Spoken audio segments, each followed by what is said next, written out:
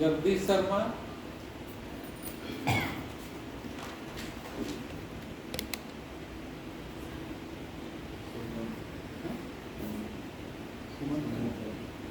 सुमन चंद्र, मदन लाल, लक्ष्मी नारायण शर्मा,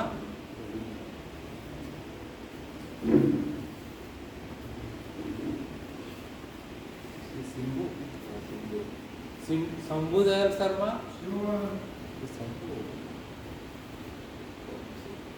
भोम सिंह,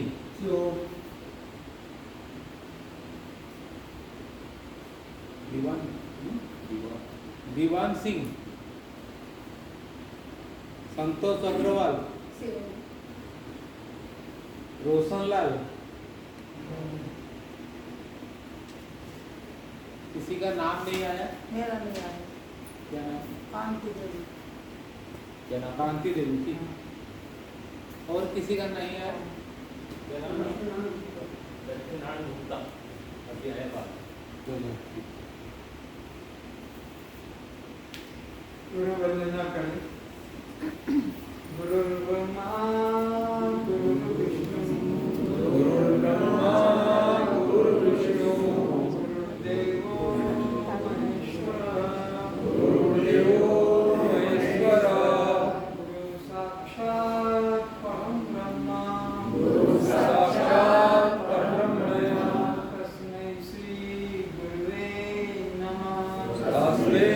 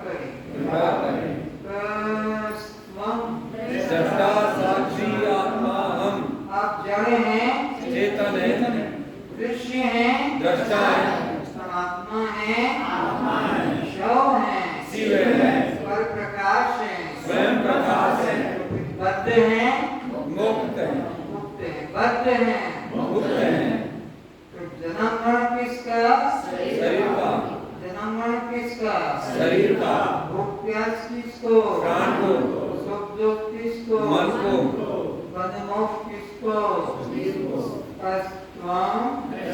साक्षी आत्मा हम। सभी अपने मंगल नेत्रों को खोले। श्रोताओं के रूप में उपस्थित सभी दिव्य चैतन्य आत्माओं के चरणों में प्रणाम।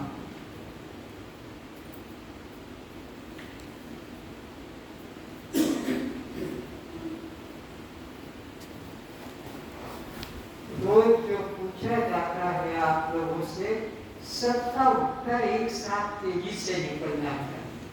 आपका जो साथ करते हैं, जैसे मैं पूछता हूँ आप जड़ हैं तो उसी वक्त नहीं, हम तो दृश्य हैं, दृष्टा अपने मन में हम तो दृष्टा हैं, अनात्मा है, आत्मा। ये नहीं आता है तो लिख लो ताकि तुमको बोलने में सुविधा हो जाए। फिर से लिखाओ, लिखा भी। पर प्रकाश है, स्वयं प्रकाश, बद्ध है, मुक्त है, जीव है, ब्रह्म है, कर्ता भोक्ता है, आत्मा। हम कर्ता भोक्ता नहीं है। अब ये काम कर्ता भोक्ता वाला खत्म हो गया। आपको हम दृष्टा साक्षी आत्मा है।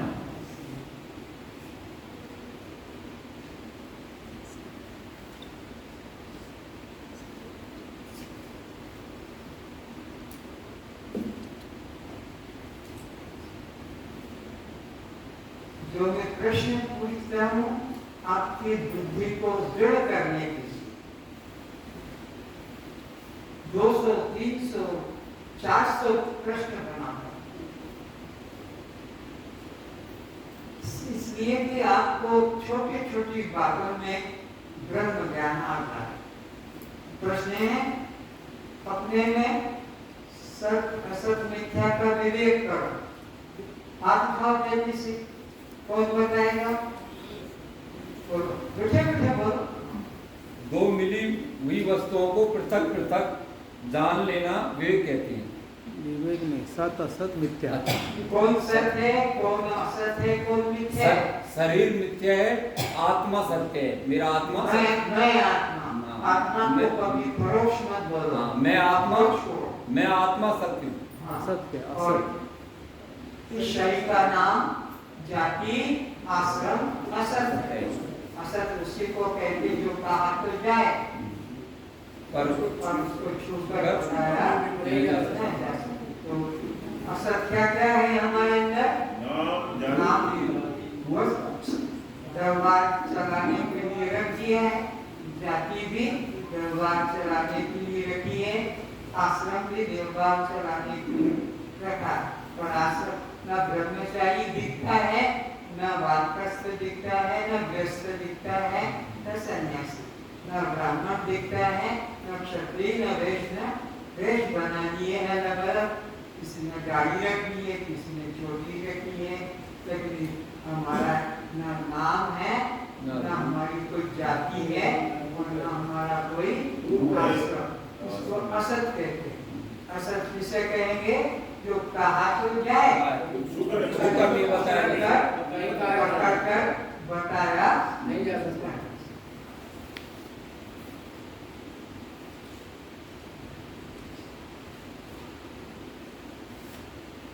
तो अपने में जड़ चेतन का भेद बताओ जल्दी से।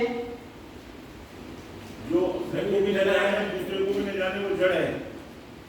शरीर जड़ है, शरीर जड़ है, और आत्मा को ऐसे पराया मत समझो। मैं कहते बोल, मैं आत्मा दृष्ट दृष्ट का भेद करके बताओ।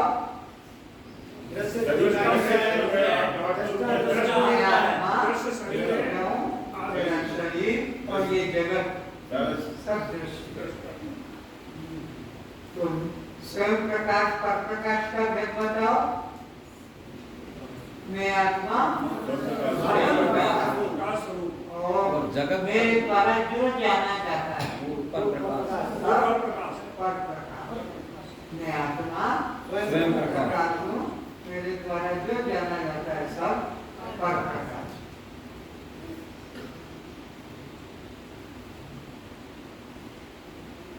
देह के अंदर कितने अभिमान जुड़े कौन बताएगा?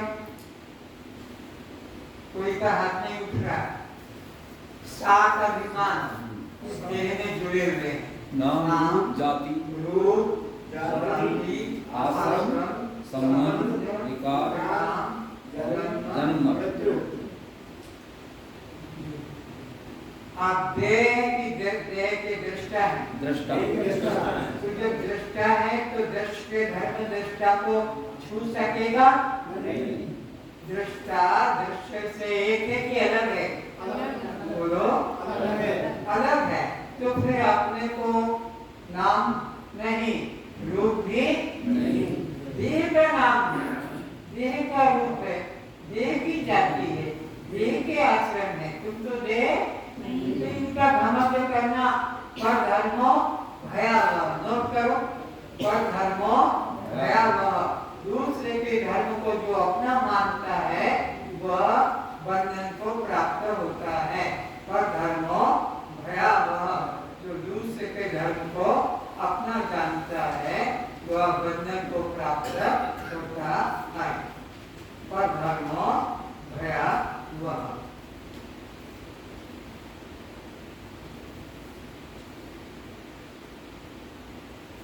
तो देह में कौन से 7 अहंकार हैं? बोलो। नाम, रूप, जाति, आश्रम, संबंध, विकार, जन्म, मृत्यु। हमारा समझ में देह के हमारा ये धर्म ये 7 हमें न तो नाम है, न हमारा रूप है, न कोई जाति है, न आश्रम है, न संबंध है, न विकार परिणाम है, न जन्म मरण। तो बताओ माता, तुम्हारा नाम क्या है? जोर से। कांति देवी। मरोगी। अरे मेरा कोई नाम नहीं है।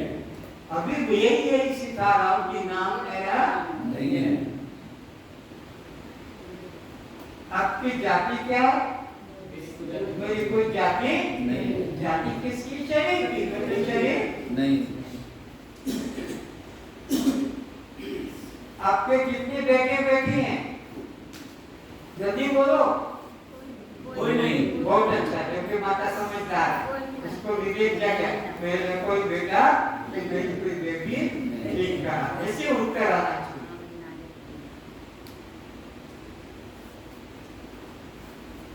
ए भाई, गर्दन ऊंची करो। आपके पिता का नाम क्या है? देह रूप में तो मेरे पिता का नाम शिवलाल जी है। वैसे आपका आत्मा हूँ, कोई मेरा पिता नहीं है। आदि ब्रह्म मेरे पिता है। मेरा कोई पिता नहीं। तुम्हारी माता का नाम क्या है? कोई माता नहीं। शरीर के पिता माता होते, मेरे कोई पिता, मेरी कोई माता, क्योंकि मैं शरीर नहीं। बस तुम रक्षासारी आत्मा। ये तैयार गोली भर के रखे आया और फट मार दिया। अच्छा, तुम्हारे को कौन दृष्टा साक्षी आत्मा। गोली भरी तैयार रहे, तीर तैयार रहे, सामने शिका है, छोड़ दो।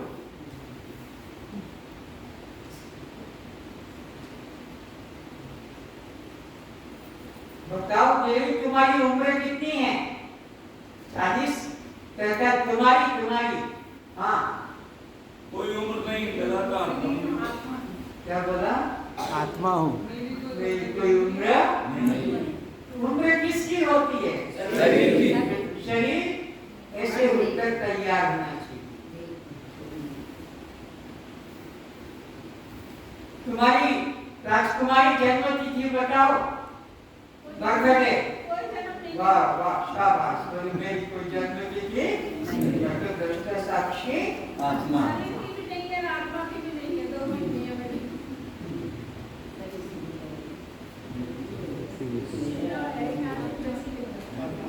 अरे सुभाष, तुम्हारी पत्नी का नाम क्या है?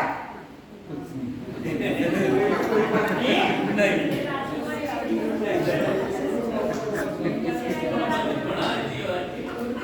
राजकुमारी, तुम्हारे पति कहाँ रहते हैं?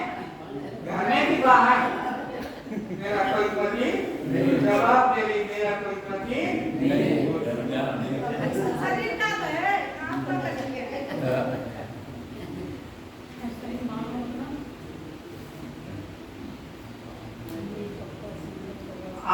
आपके मल द्वार में से तेज दुर्गंध क्यों निकलती है?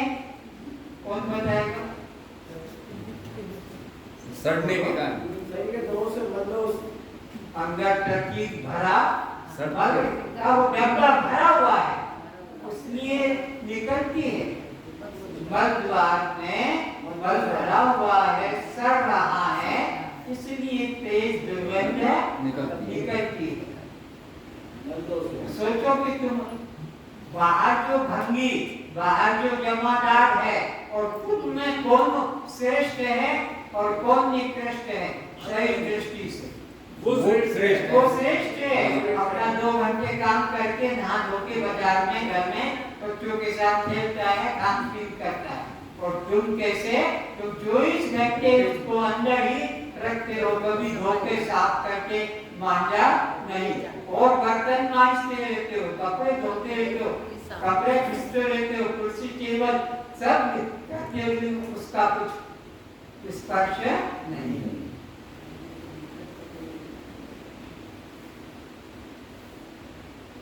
क्या इसे छोड़ा जा सकता है? कोई निकाल कर नहीं छोड़ सकता है। हर चीज छोड़ सकते हैं, निकाल कर दे देते हैं, तो ये निकाला नहीं। जब तक जीवन है तब तक ये भंगी का डब्बा साफ रहेगा।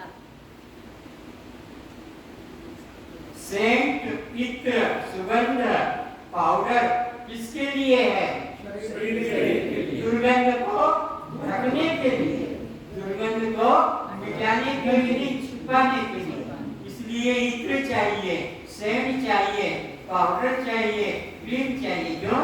कि हम जानते हैं हमारे अंदर से पसीने की बदबू है, तो इसी प्रकार हमारे शरीर के मल द्वार से दुर्गंध निकलती है। तो उसको हमको ऑफिस में काम करना है, दूसरों के साथ काम करना है, तो जो हमारे साथ होंगे वो हमसे फिर घृणा करेंगे। इसलिए अपनी गंदगी को छिपाने के लिए ये प्रयोग करना पड़ता है। क्रीम पाउडर की क्यों जरूरत पड़ती है? अपने रूप को छिपाने के लिए।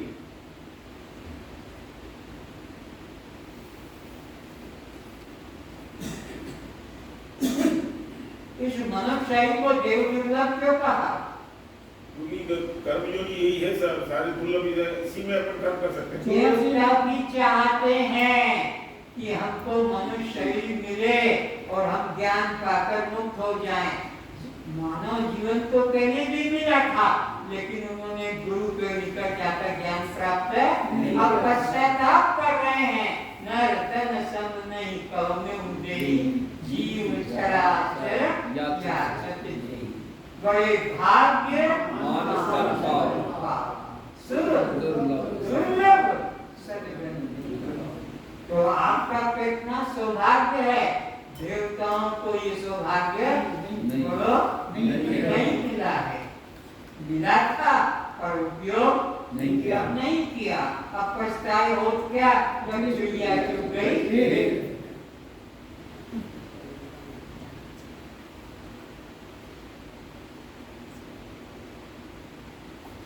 इस मानव जीवन को अति अधम की दृष्टि से कहा।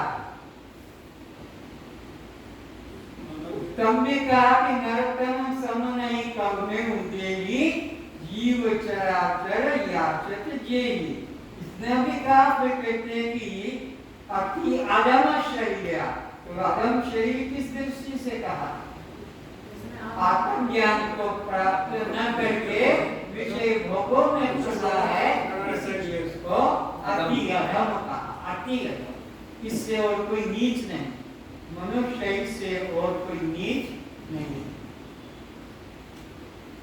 और जगह तो देखो, ये पेशाब है, ये मल द्वार है, ये बाथरूम है, ये पूजा घर है, ये भोजन का घर है, इसमें सब एक ही जगह है।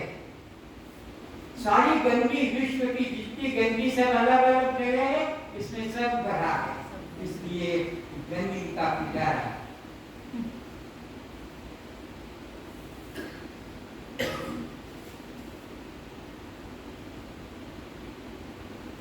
शरीर कितने भूतों से बना हुआ है? नाम बोलो। आकाश वायु तेज जल तेज लिखा है ना। हाँ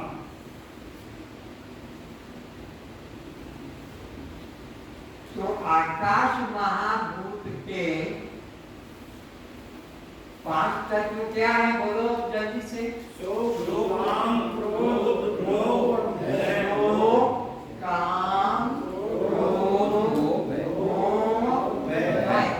शोक काम क्रोध मोह भय, ये आकाश के द्वारा इसमें पैदा हो रहा है। हम तुम सबके अंदर शोक पैदा होता है, क्रोध होता है, काम होता है, लोभ मोह, क्यों?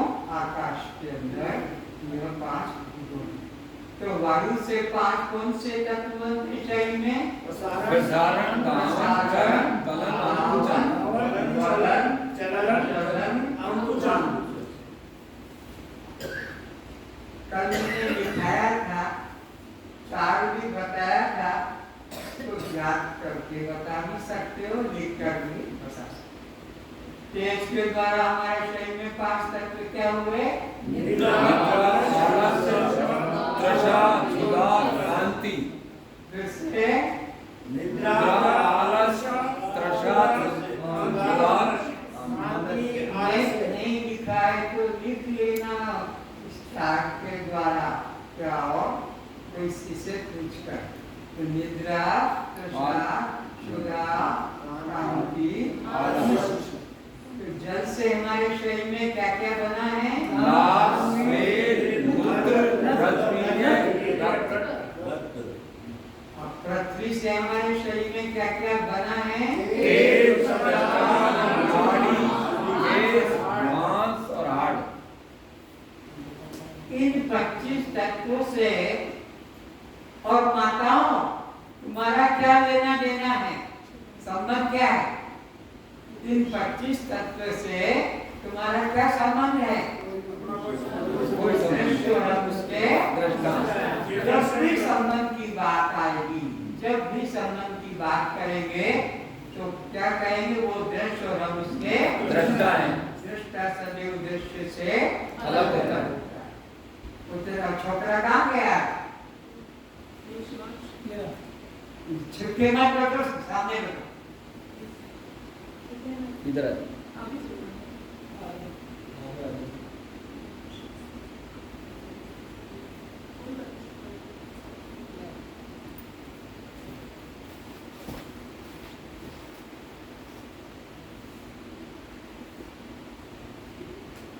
आत्महत्यारा मनुष्य को क्यों कहा जाता है?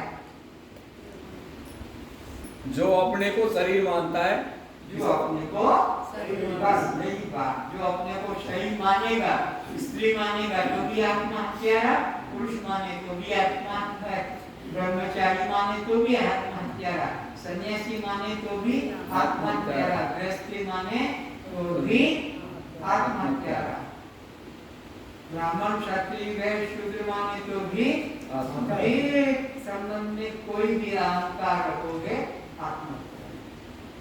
ब्रह्महत्यारा किसे कहते हैं?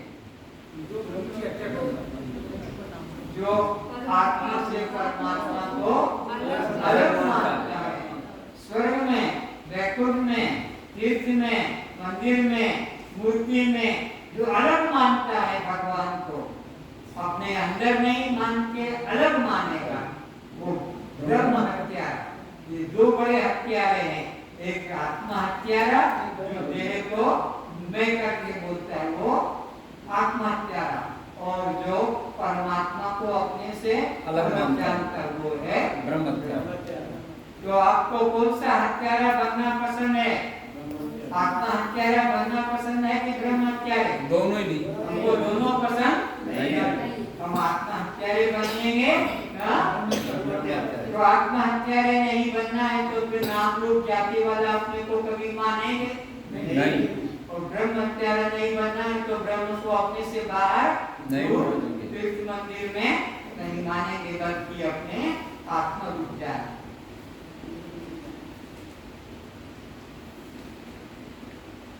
चक्की पर सभी लोग जाते होंगे गेहूं पिसाने, चना पिसाने। आप लोग तो बेसन भी पिसाते हैं, लेकिन बेसन पिसाने की कोई मशीन बेसन पीसने की कोई मशीन पृथ्वी पर बनी नहीं। आटा पिसाने जाते हैं, आटा पीसने की मशीन नहीं, गेहूं पिसा जाता है। लेकिन कहाँ जा रहा डब्बा लेके? आटा पिसाने जा रहे। तो घर में बना लेना, आटा दे दे, अभी रोटी बना लेंगे। अरे रोटी कैसे बनाएंगे, आटा तो नहीं है। तो आटा पिसाने जा रहे हैं, आटा पिसाने जा रहे हैं, गेहूं पिसाने। और फिर कपड़े बनाओ, बेसन तो नहीं है। अच्छा दाओ, मैं अभी बेसन पिसा के लाती। दाल देती है, दाल पिसाने जा रहे हैं, लेकिन क्या कहते हैं? बेसन पिसाने जा रहे हैं। अरे भाई दूध जमा दिया, अरे आज तो मैं दही जमाना भूल गया। दही जमाने की कोई केमिकल ही नहीं है। आज तक किसी ने दही जमाया नहीं। लेकिन सब बोल रहे दही जमा दो, जाओ टाइम हो गया, नहीं तो भूल जाओगे। तो दही जमाते हो, दूध जमाते हो? बोलते क्या है? दही से हमारी भाषा आके सीखे। तो चक्की पे जाते हो गेहूं पिसाने, गेहूं डाला और देखने लगे कि कितना महीन है, कि मोटा है। तो हाथ में बेसन आ गया। डाला था क्या? गेहूं पिस के निकला जैसे शुरुआत में, तो बेसन आ गया। और जब चने की दाल डाली, पिस के जैसे बाहर आया, आटा आ गया। क्यों ऐसा होता है? ये क्या कारण है कि गेहूं डाला और पहले बेसन निकल के आया? एक बार चने की दाल डाली तो पहले आटा। तो हमारे गेहूं डालने के पहले उसमें चना पिसा हुआ पड़ा था, वो निकला। वैसे ही चना की दाल डालने के पहले उसमें किसी का गेहूं पड़ा था।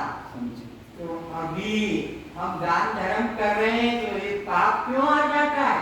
समझो, ये क्यों समझा रहा हूँ कि गेहूं डाला और बेसन निकला, चना डाला और आटा निकला। उसका कारण समझ में आया कि पहले का जो हमारा पाप कर्म था वो भोगने को आगे आ गया। पहले का जो पुण्य का, अभी गंदा चोरी डकैती काम कर रहे हैं, लेकिन पुण्य भोगने का पिछला था, तो इसलिए हमको सम्मान मिल रहा है। तो पहले का पाप या पहले का पुण्य वर्तमान में तुम्हारा जो भी जीवन होता है वो भोगने को पहले आता है। पहले का बोया हुआ अब बोएंगे, आगे काटेंगे। तो कर्म के 3 रूप क्या क्या बताए? संचित, प्रारब्ध और क्रियमान। संचित, प्रारब्ध, क्रियमान।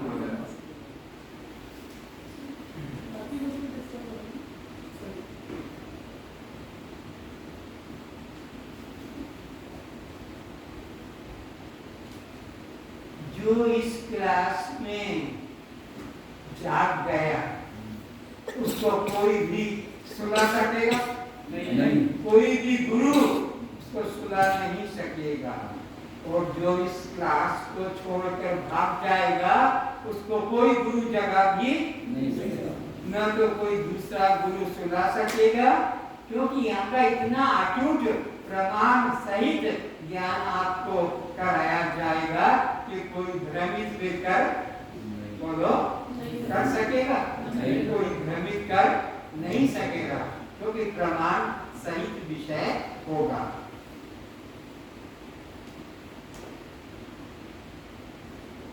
ये जीव कब से संसार में भटक रहा है? अनादि काल का मतलब कितने वर्ष? नहीं है। तो जीव कब मरेगा?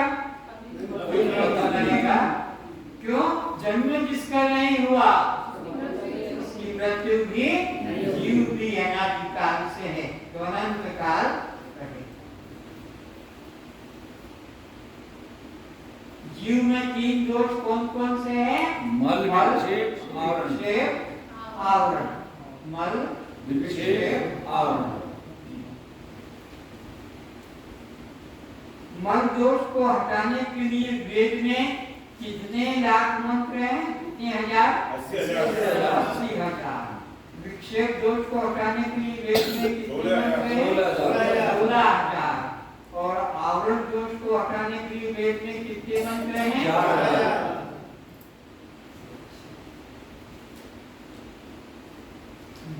आवरण दोष को हटाने के लिए कितने बताए? 4,000। तो ये 96,000 मंत्र कैसे दूर होंगे? ये आवरण दोष हटाने की जिज्ञासा जग गई, मैं कौन हूँ, आत्मा कौन है, मुक्ति कैसे, ये जिज्ञासा जगी तो 96,000 मंत्र अलग हो गए, मुक्त। तो अब तुम्हें उसके लिए कुछ करने की जरूरत, एक फूल भी चढ़ाने की जरूरत नहीं, कुछ चंदन घिसने की जरूरत नहीं, कुछ प्रार्थना करने की जरूरत नहीं। कब तक करना है ये कर्म उपासना? जब तक की ब्रह्म जिज्ञासा जगे की जिज्ञासा जगी नहीं। मुक्त की जिज्ञासा जग जाने के बाद पीछे क्यों देखने लगे? पत्नी बैठी है, कोई आया है तुम्हारा, जवाब दो जल्दी। तो क्यों देखा घूम के?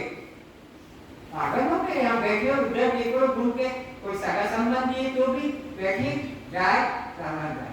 अपनी दृष्टि को एकाग्र रखो।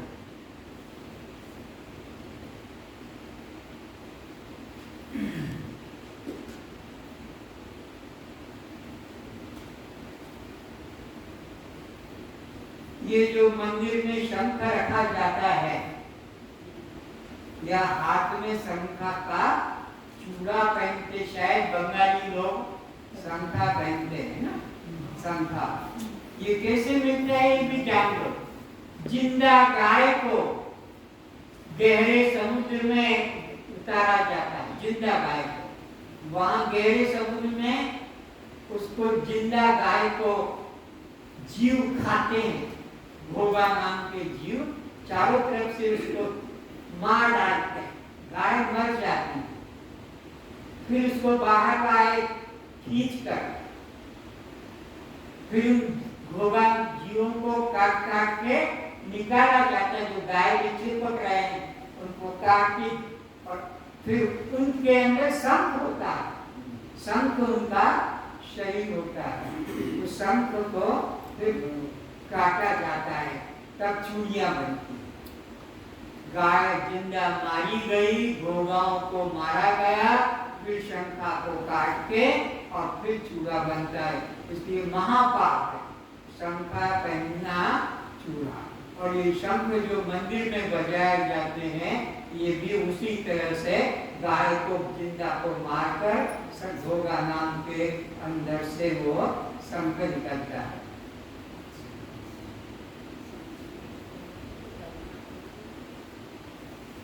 कई लोग हाथी की कृष्ण मूर्ति, राम मूर्ति, हनुमान मूर्ति, हाथी के दांत की, ये भी पाप है।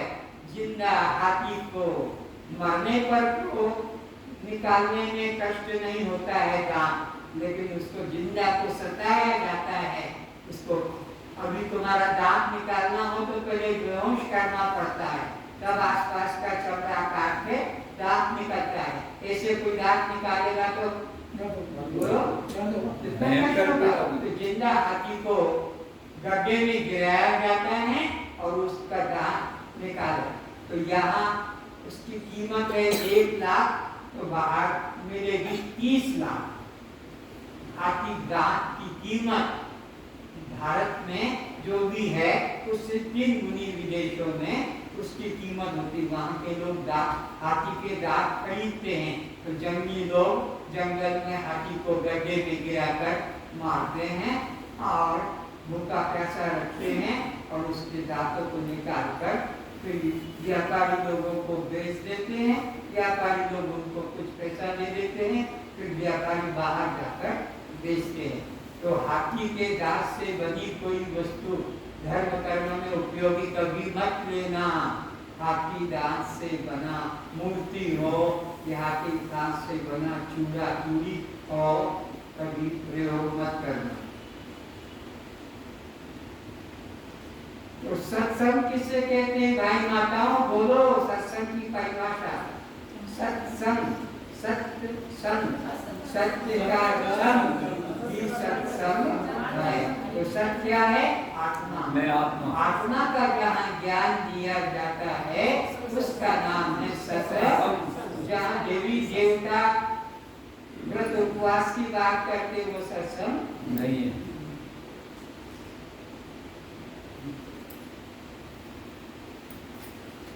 ध्यान समाधि नित्य नहीं है। ध्यान लगेगा छूट जाएगा, समाधि लगेगी छूट जाएगी, लेकिन ज्ञान नित्य है। ज्ञान सदा अखंड रहता है।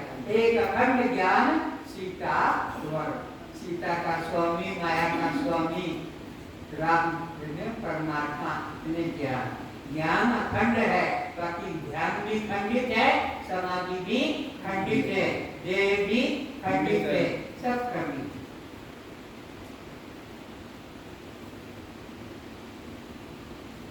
प्रभु को सबसे ज्यादा कौन प्यारा है? ज्ञानी प्रभु ही विशेष प्यारा। भगवान को ज्ञानी ज्यादा प्रिय लगता है। सर्व उपासना करने वाले भगत वो भी प्यारे हैं, लेकिन गीता के अंदर भगवान ने कहा है कि ज्ञानी प्रभु को हृदय माना है, ज्ञानी को हृदय माना है।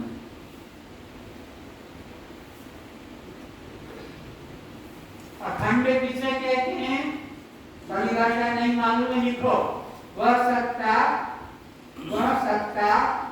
अखंड की परिभाषा, वह सत्ता जो सब देशों में, वह सत्ता जो सब देशों में, सब कालों में, वह सत्ता जो सब देशों में, सब कालों में और सब रूपों में विद्यमान रहती है, उसे अखंड कहते हैं। वह सत्ता सब देशों में, सब कालों में और सब रूपों में समान रहती है, उसे अखंड कहते हैं। हमें दोबारा बोलना, सब रूपों में, सब देशों में, सब देशों में। तो आत्मा क्या है? अखंड है। आत्मा कैसी है? क्यों अखंड है? आत्मा सब देश में है, आत्मा सब कालों में है और आत्मा सब रूपों में है, इसलिए आत्मा को अखंड कहते हैं। आत्मा के बिना कोई रूप नहीं, आत्मा के बिना कोई काल नहीं, आत्मा के बिना कोई देश नहीं। सब देश में, सब काल में, सब रूपों में आत्मा। अब देखो असंग, आत्मा को असंग क्यों कहते हैं? वह सत्ता असंग, वह सत्ता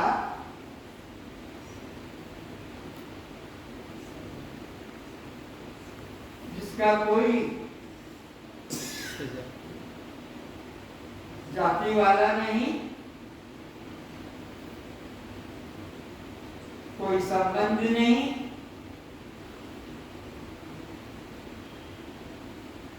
और जिसका स्वगत भेद नहीं।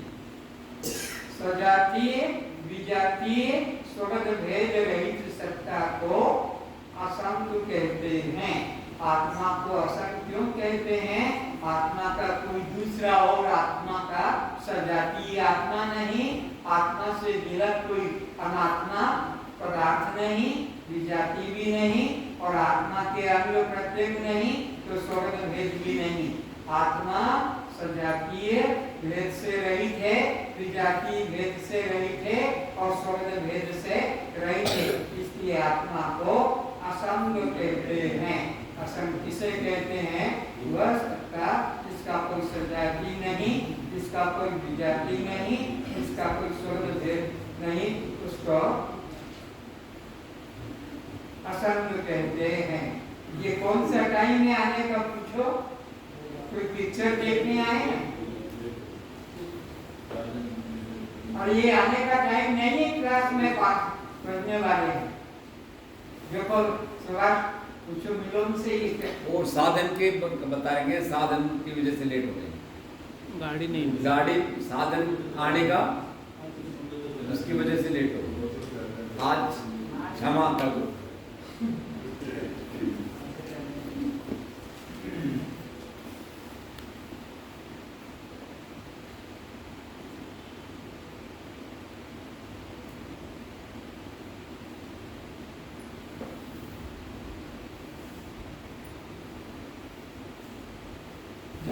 वर्ण किसका?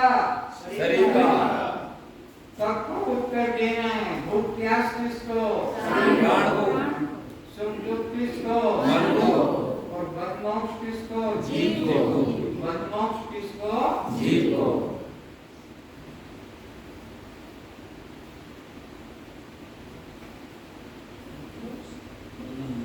आप कब मुक्त होंगे? मुक्ति है। हम नित्य मुक्त है। हमारा कभी बंधन नहीं है। है ही नहीं, तो मुक्ति भी नित्य मुक्त है हमारा स्वभाव। तो आप कब जगेंगे? सदा जागृत है, सोए नहीं है। अब हमारे प्रश्न आत्मदृष्टि से हो रहे हैं। पहले प्रश्न हो रहे थे देह दृष्टि से, तो सब सो रहे हैं देह दृष्टि से सब। लेकिन आप कब सोते हैं? हम तो सदा जागे, क्यों? हम कष्टम दृष्टा साक्षी आत्मा।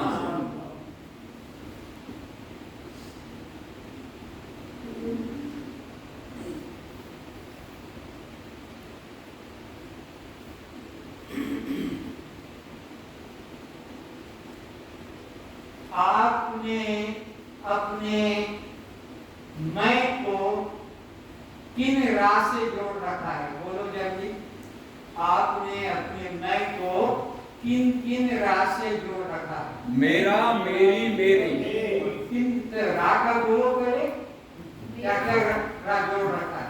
मेरा लड़का नहीं है। आगे बोलते जाओ इससे कि कितने और बोलो दूसरे। मेरी किताब है, मैं किताब नहीं। रा वाला।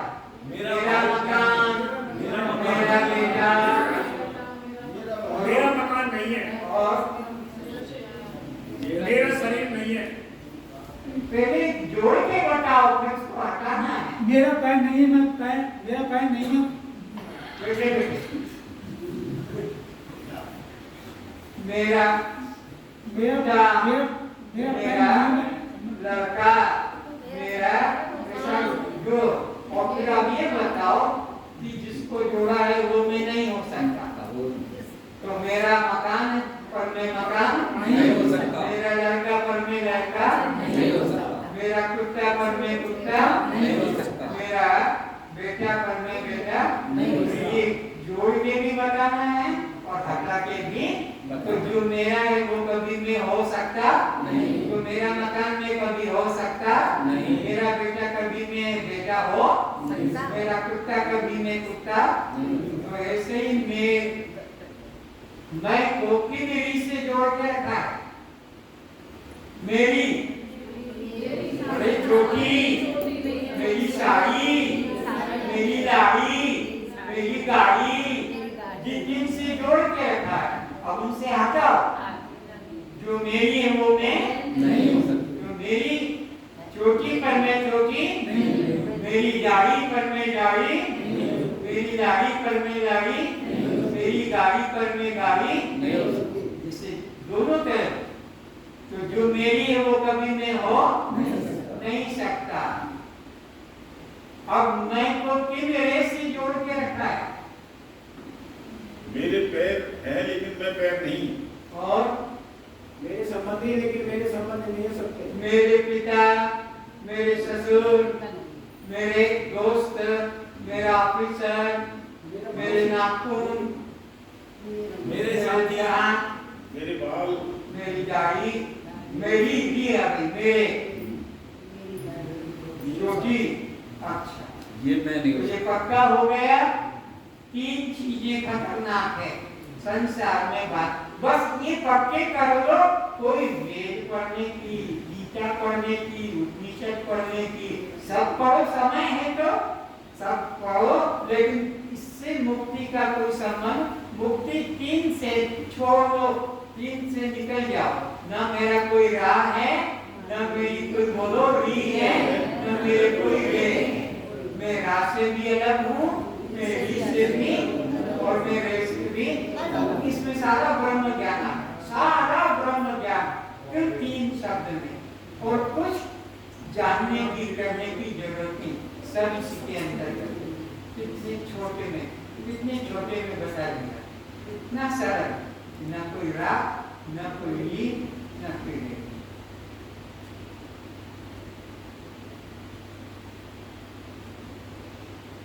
तो ये उत्तर प्रश्न में करूं और उत्तर दे दो, ये इसका नहीं, समझ लाना है। ये हमको अपने में समझ उतारना है कि ये मेरे धर्म नहीं है, मेरे कर्म, ये आएगा तो लाभ है।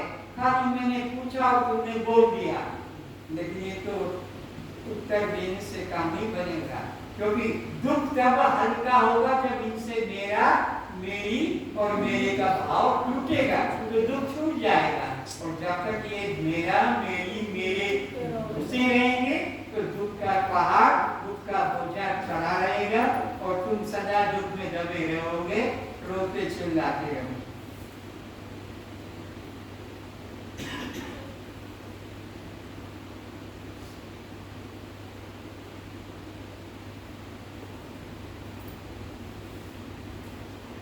तो मैं से मेरा अलग होता है कि एक होता है? अलग होता है। तो फिर मैं से जब मेरा अलग है तो दुख मैं को होता है कि मेरा का दुख होता है? मेरा का दुख आता है। मैं में तो दुख है ही नहीं, मैं में तो दुख है ही नहीं। दुख चिंता भय, दुख चिंता भय सदा मेरा, मेरी और मेरे लिए होता है।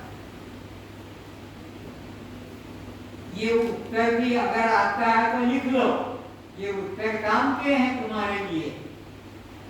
मेरा, मेरी, मेरे का दुख हम हो रहे हैं। मैं में कोई दुख हो, मैं में किंचित भी दुख नहीं। मैं तो आनंद घन, मैं तो आनंद घन परमात्मा सच्चिदानंद हूँ। मेरे में दुख नहीं। सारे दुख अगर है, चिंता है, भय है, तो मेरे के लिए होता। मैं में कोई दुख नहीं, कोई कमी नहीं।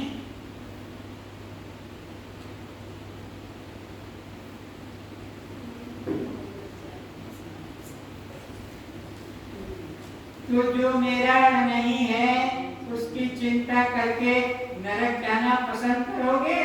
नहीं। जो मेरा नहीं है उसकी चिंता कर रहे हो, जो मेरा नहीं है उसका भय कर रहे हो, तो तुमको नरक जाना पड़ता है।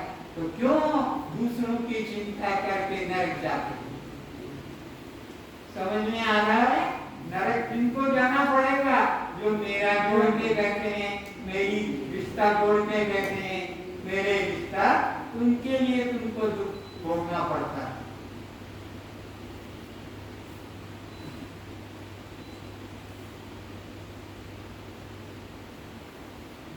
जब मेरा मरेगा तो क्या मैं भी मरूंगा? नहीं। मैं कभी मरता नहीं हूँ। तो मैं मेरा से जोड़कर अपने को दुखी बनाता है।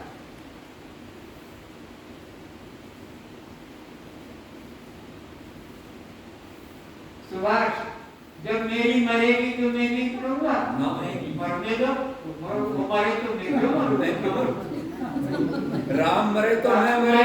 जब मेरी मरेगी तो मैं भी मरूंगी। अविनाशी का बाल मारा गया। साक्षी हर व्यक्ति के अंदर ये बात उतरना, बॉडी में नहीं, अंदर उतरना है कि ये जो मेरा और मेरी और मेरे, यही हमको दुख दे रहे हैं, यही दुख में परेशान।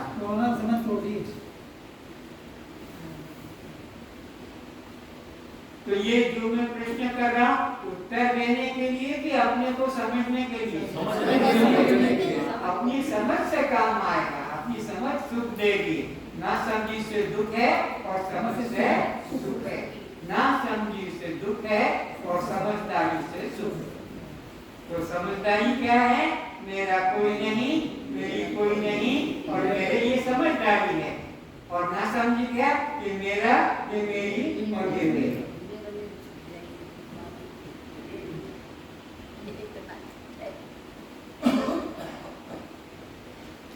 तो तुम्हारे जीवन में सारे दुख, सारी चिंता, सारी भय मैं के लिए है कि मेरे लिए? मेरा के लिए? मेरे के, मेरी के और मेरा के दुख चिंता भय। मैं के लिए कोई दुख चिंता भय नहीं है। फिर से से सुनो, तुम्हारे जीवन में सब दुख मैं के लिए हैं या मेरा के लिए, मेरी के लिए और मेरे के लिए? मेरा मेरे के लिए, सारे मेरा मेरे के लिए, मेरा मेरी मेरे के लिए।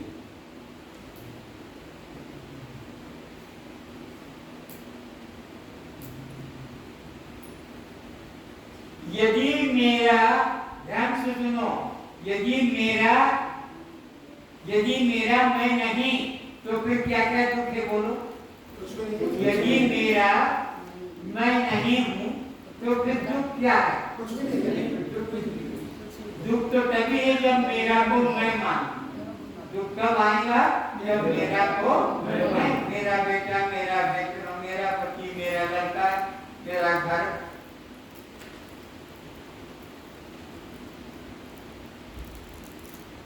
यदि मेरे मैं से अलग हैं, यदि मेरे जो भी मैं से अलग हैं तो चिंता भय होगा?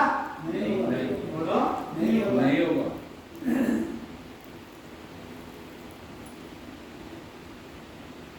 मैं के चिंता भय दिखाओ क्या क्या है?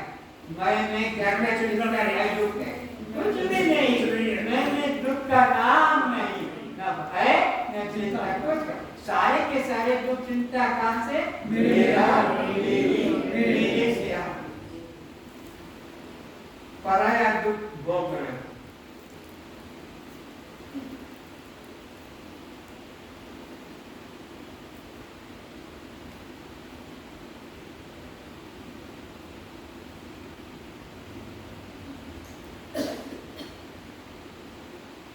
आज आपको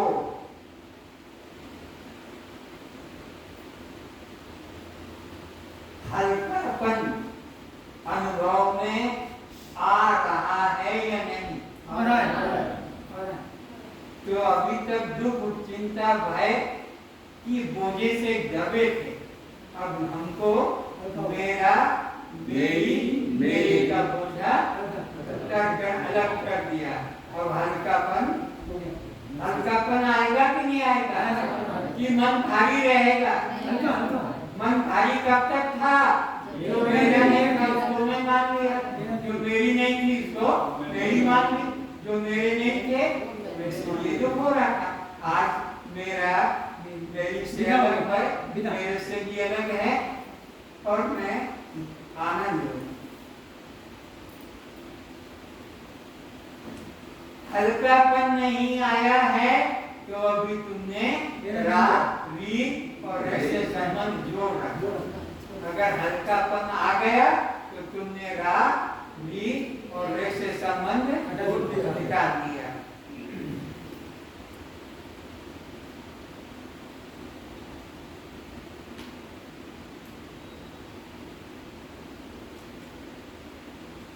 ना समझी किसको कहते हैं? जो मैं नहीं उसको मैं मान लेना। समझदारी किसको कहते हैं? जो मैं हूँ उसी को मैं मानना। ना समझिए और समझदारी की बात।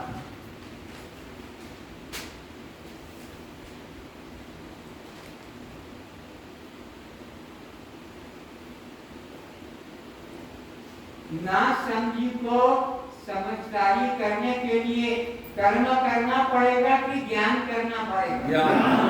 ज्ञान करने से ना समझी मिल जाएगी, उसके लिए कर्म करने की जरूरत नहीं है।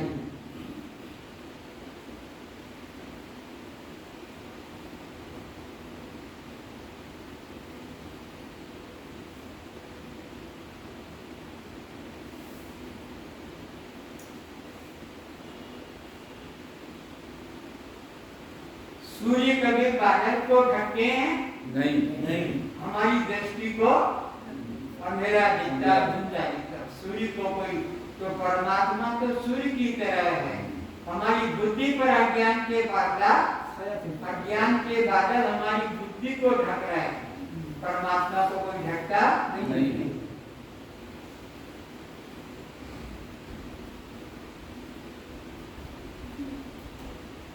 तो परमात्मा तीर्थ में रहता है कि मंदिर में रहता है?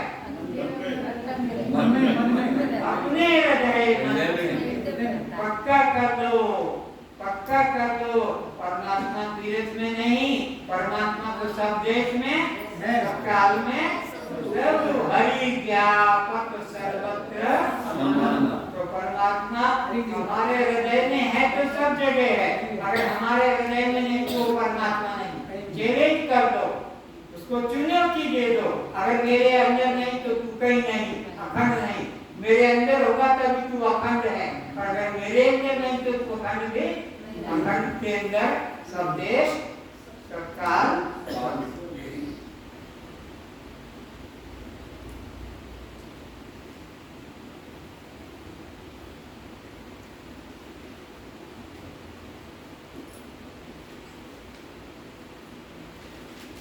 जीव को मुक्ति के लिए ज्ञान प्राप्त करना होगा कि तीर्थ यात्रा करना होगा?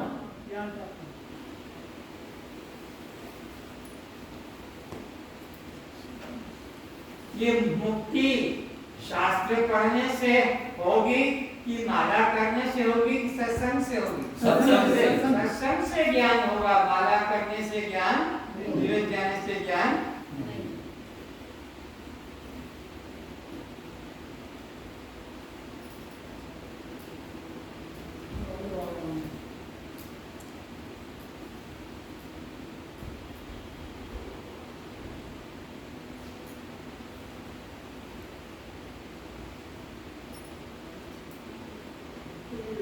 दर्पण में दिखने वाला रूप तुमसे अलग है क्या?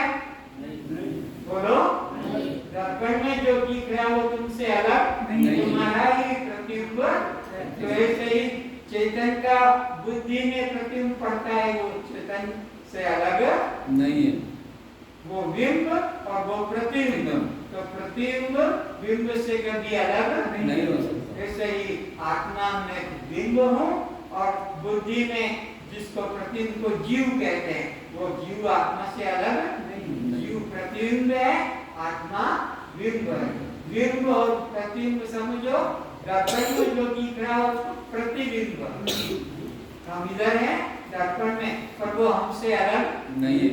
अगर हम चले जाएंगे तो दर्पण में रहेगा, तो दर्पण में नहीं रहेगा।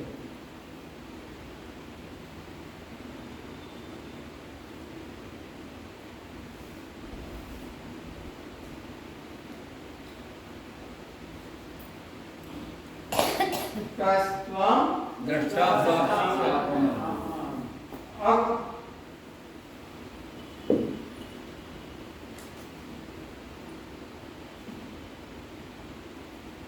लिखो सूक्ष्म शरीर।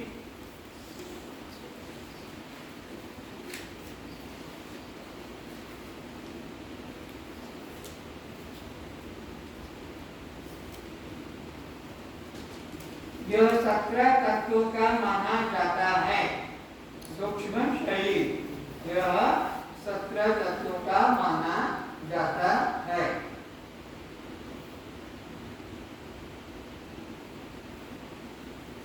अब नाम लिखो। 5 ज्ञानेंद्रिय, 5 ज्ञानेंद्रिय, 5 कर्मेंद्रिय, 5 कर्मेंद्रिय, 5 ज्ञानेंद्रिय, 5 कर्मेंद्रिय, पंच प्राण। पंच प्राण कितने हो गए? 15। देखो मन और बुद्धि 17।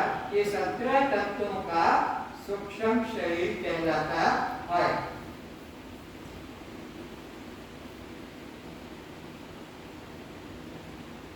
तुम्हारा इससे क्या संबंध है? लिखो। ये दृश्य है और मैं इसका दृष्टा हूँ। सूक्ष्म शरीर से मैं बिल्कुल अलग हूँ।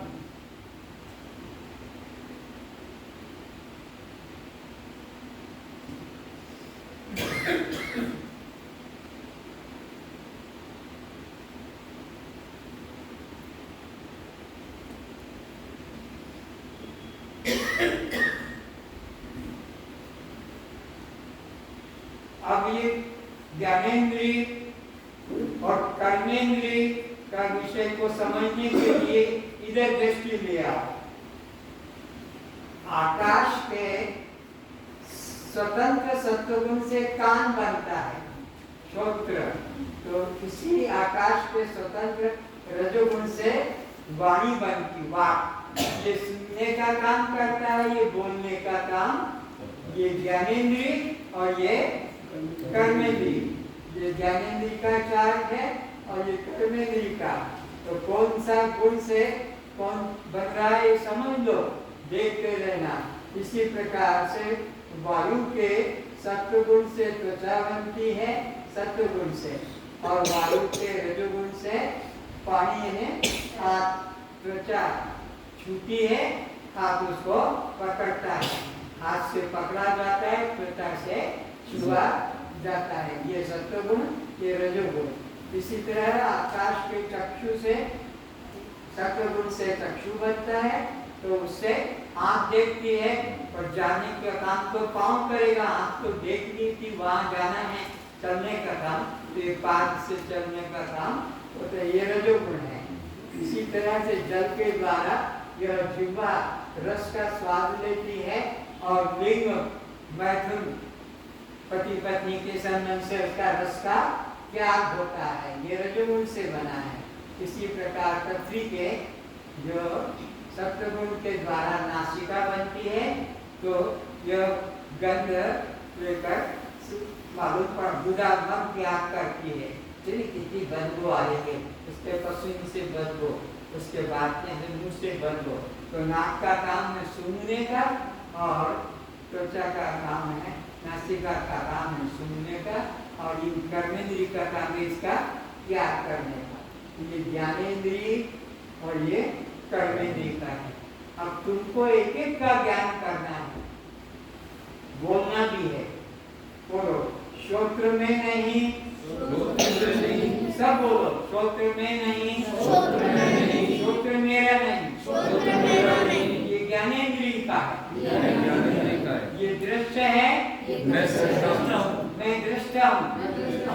दृश्य सदा दृष्टा से अलग होता है। मैं कान से सदा अलग हूँ, कान दृश्य और मैं कान का दृष्टा हूँ। ये सबको पक्का करना है ताकि सूक्ष्म से मुक्त हो जाएंगे, फिर कोई भी हमारे प्रसाद में जुड़ेगा नहीं। ये सात चिंता वाला है, नोट करो, सात चिंता सूक्ष्म शरीर के अंदर।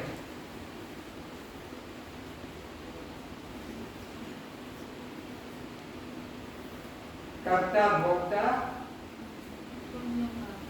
पुण्य पाप,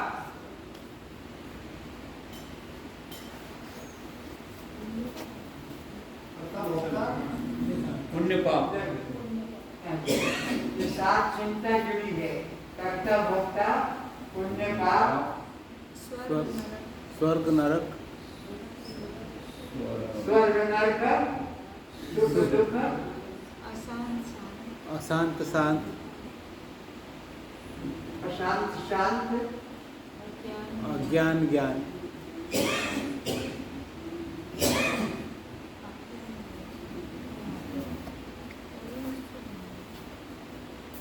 और क्या उसके बाद?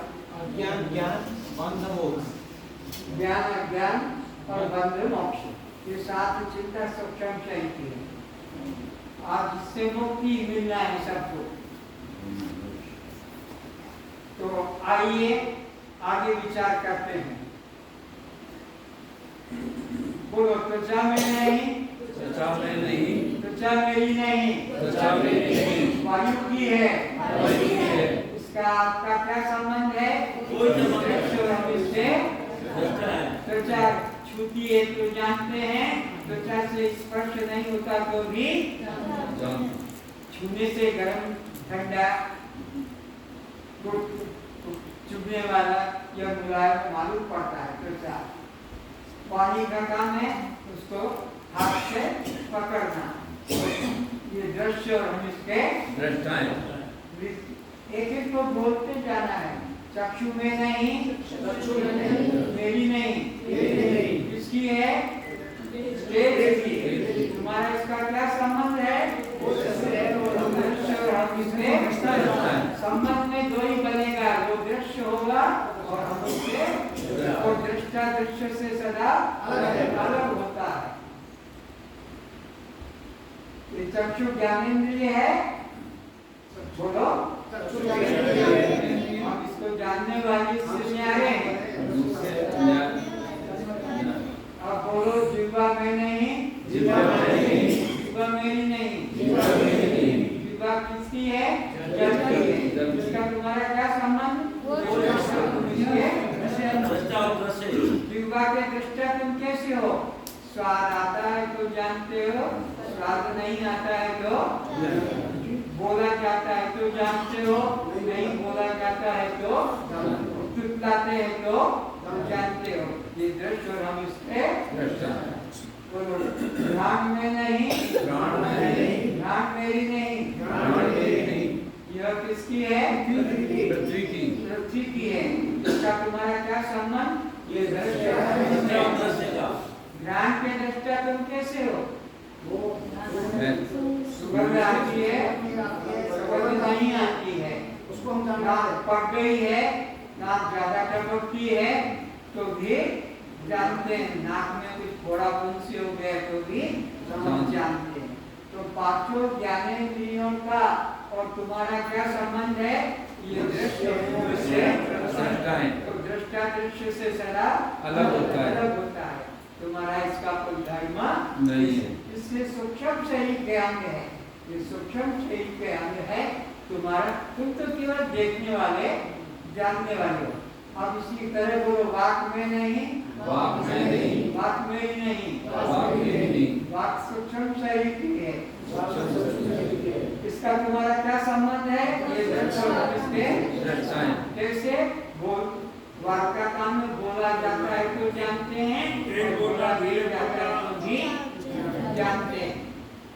एक दृष्टांत, एक स्त्री शादीशुदा लड़की जिसको किसी घर की बहू बन गई, सास ने कहा जाओ कुएं पे पानी ले आओ, वो पानी लेने गई, बाल्टी के कुएं में डाला तो उसकी गले की चेन भी कुएं में गिर गई। अब वो रोने लगी, हाय करके से जाऊं, सास लड़ेगी मारेगी, क्योंकि दो तोले सोने की चेन। उधर से भाई आ रहा था, क्यों रो रही हो गए? भैया मेरी चेन गले में कुएं में गिर गई, मैं क्या करूं? मैं तुम रो मत, मैं अभी ढूंढता हूँ। अब कुएं में तो कितनी बाल्टियां, कितने बर्तन गगड़े पड़े होंगे, तो पतली सी चेन कहाँ मिलेगी? तो वो तो रो रही है और वो डुबकी मार के उसके हाथ में आ गया और वो खुश हो रहा और वो रो रही है। ये खुश क्यों हो रहा है कि मेरे को चेन मिल गई, और वो रो रही है कि हाय ये चेन बिना मैं घर किसे जाऊं? फिर कहा ये तुम्हारी चेन मिल गई, तो चेन यहाँ मिली थी कि पानी में थी? तो वहां क्यों नहीं कहा? क्योंकि वहां वाणी को बोलने के लिए उसका देवता अग्नि चाहिए। वाक का देवता, ये बताऊंगा कौन किसके देवता है त्रिपुटी में। तो वो अग्नि वहां पानी और अग्नि विरोध है। तो पानी गरम तवे पे, गरम बर्तन में पानी डालो तो छटपट आवाज निकलता है, लेकिन निकलेगा बात बंद पड़ जाए तो वो बोल नहीं पाता, आकर बोला देवता का संबंध जुड़ गया। तो वाक बोल की ये तो जानते हैं, वाक से नहीं बोला जाता है तो जानती है। दृष्टा बोलो, पानी में नहीं, पानी मेरे नहीं, पानी जो है किसका है? वायु का। इसका तुम्हारा क्या संबंध है? दृश्य और मैं इसका। तुम पानी के दृष्टा कैसे हो? पकड़ पाती है, खींच पाती है, मरोड़ पाती है, तोड़ पाती है, उठा पाती है तो जानते हो। नहीं खींच पाती है, नहीं तोड़ पाती है, नहीं मरोड़ पाती है तो तुम जानते हो। ये दृश्य तुम इससे दृष्टा। बोलो, पाद में नहीं, हाथ में नहीं, मेरा नहीं, इसका है। तुम्हारा इसका क्या संबंध है? हम दृष्टा तुम पाद के दृष्टा कैसे हो? बोलो। चलते पाते हैं तो जानते हैं, दौड़ पाते हैं तो नहीं चला जाता, नहीं दौड़ा जाता, नहीं कूदा जाता तो जानते हैं। जान टूट गई तो जानते हैं, दर्द होता है तो टूट गई तो जानते हैं, जान जो है शून्य हो गई तो जानते हैं। लिंग में नहीं, बोलो जल का है। लिंग मेरा नहीं, किसका है? जल का। सही का। इसका तुम्हारा क्या संबंध है? दृष्टि और रज से दृष्टा है। तो दृष्टा कैसे बंद है? लिंग काम करता है, मूत्र त्याग होता है, सेक्स होता है तो जानते हैं, मूत्र रुक जाता है, जलन होके आता है, थोड़ा थोड़ा आता है, पथरी हो गई, मैथुन नहीं होता स्त्री पुरुषों का तो भी जानते हैं दृष्ट और इसके। और इसकी तरह बोलो बुधा में नहीं, बुधा में नहीं, बुधा मेरी नहीं, बुधा मेरी नहीं। इसकी है पृथ्वी की। सूक्ष्म शरीर की। इसका तुम्हारा क्या संबंध? ये बुधा के दृष्टा कैसे हो? और इसका काम रोटी खाना है क्या? नहीं, क्या होता है तुम जानते? इतनी सी बात नहीं मालूम है, रोज तुम काम के आते हो तो मल त्याग होता है तो जानते हैं, नहीं निकला तो जानते हैं, पतला निकला तो जानते हैं, सूखा निकला तो जानते हैं, कभी कभी रक्त भी आ जाता है तो भी जानते हैं, कभी मल द्वार भी बाहर आ जाता है तो भी दृष्टि है। तो पांचों कर्मेंद्रियों का आपका क्या संबंध? दृष्टा सदैव दृश्य से अलग होता है। अपने कोई पांचों कर्मेंद्रियों से भी। अब आओ पांच प्राणों का विचार करते हैं। पांच प्राण कौन से हैं? ज्ञान, समान, उदान, प्राण, अपान। ये पांच प्राण एक ही वायु के पांच नाम रख दिए हैं। वायु तो एक है। जैसे ऑफिस में काम करता है सुभाष, ऑफिसर हो गया, और कोई व्यक्ति हाथ की नाड़ियां देखना जानता हो तो ज्योतिषी कहलाता है, कोई नाड़ी पकड़ना जानता है तो वैद्य कहलाता है, और वही जो है भिक्षावृत्ति हाथ में लेता है पात्र तो भिखारी कहलाता है। व्यक्ति एक है पर वही ऑफिसर भी है, वही डॉक्टर भी है, और वही वैद्य भी है, और वही भिखारी। तो एक ही प्राण पांच जगह काम करता है। कौन कौन सा? एक एक को समझेंगे। ध्यान। प्राण हृदय में रहता है, प्राण सबका हृदय में रहता है। कभी तेज चलता है भाग दौड़ करने से, कभी ध्यान करने से थोड़ा धीमा हो जाता है। प्राण का काम है हृदय में रहने का स्थान है, और गति कभी तीव्र होती है भाग दौड़ के कारण, चिंता के कारण, और कभी कभी छोटी हो जाती है ध्यान से। तो प्राण की बात समझ में आ गई कि प्राण क्या करते हैं? हृदय में रहता है और सारे शरीर को शक्ति जीवन देता है। अब आ गया अपान, ये मल द्वार में रहता है। अपान कहाँ रहता है? ये हृदय में रहता है, ये मल द्वार में, और वहां से मल का त्याग होता है। तो ये भी आपका दृश्य है, और आप इसमें ये समान तुम्हारे नाभि केंद्र में रहता है। समान वायु कहाँ रहती है? नाभि में।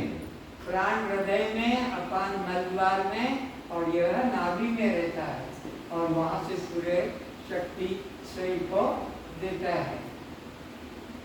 समान उदान कंठ में रहता है, और यहाँ पर अन्न जल का विभाग करता है। कभी कभी अन्न में जल भी चला जाता है, कभी जल में अन्न भी, तो वो ऊर्जा झटका मार के अलग अलग भी कर देता है। और वही एक हिता नाम की नाड़ी है सूक्ष्म, वो सपना दिखाती है।